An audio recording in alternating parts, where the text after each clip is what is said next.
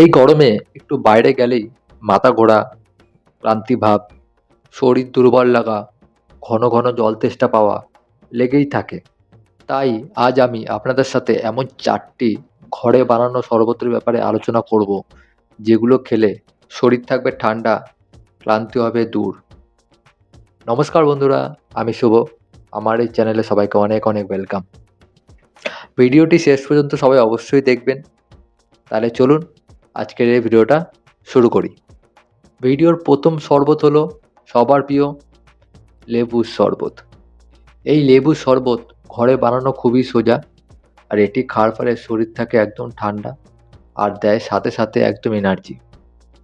কিভাবে বানাবেন? একদম সহজ।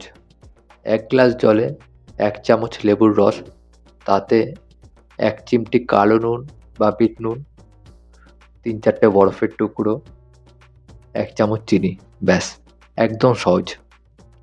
গরমে এই ড্রিঙ্কটি, এই শরবতটা আপনারা সবাই অবশ্যই টেস্ট করবেন, ট্রাই করবেন।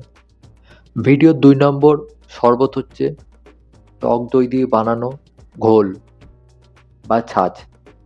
এটা অনেকে ঘোল নামে চেনে, অনেকে আবার ছাঁচ নামে জানে। কি করে বানাবেন?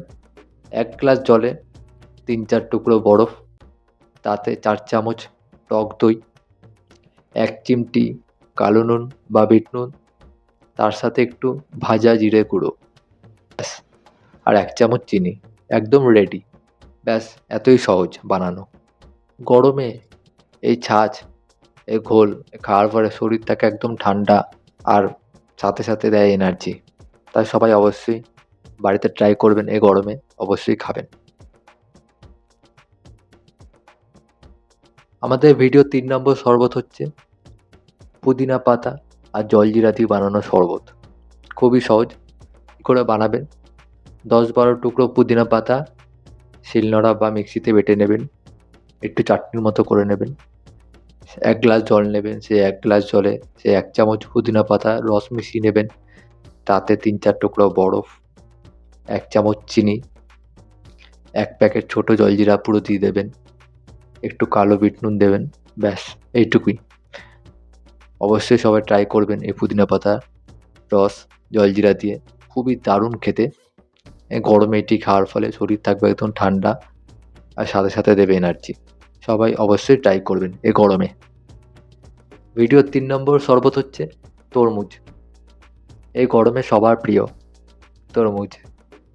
এই তরমুজের শরবত কী করে বানাবেন? তরমুজ একদম ছোটো ছোটো ছোটো ছোটো টুকরো করে নেবেন, কুচি কুচি কুচি করে করলে ভালো হয়। 1 গ্লাস জলে 3-4 টুকরো বরফ, সেই কুচি কুচি করা তরমুজের টুকরো, তাতে মিশিয়ে নেবেন 1 চিমটি কালো বিট নুন বা নুন, 1 চামচ চিনি, একটু লেবুর রস, 1 চামচ, ব্যাস, একদম সহজ। সবাই অবশ্যই এরকমভাবে বানিয়ে খাবেন এই গরমে এই তরমুজের রস শরবত, যে যেটাই বলেন। আমি তো তরমুজের শরবতই বলি। অবশ্যই সবাই খাবেন বাড়িতে করে এই গরমে।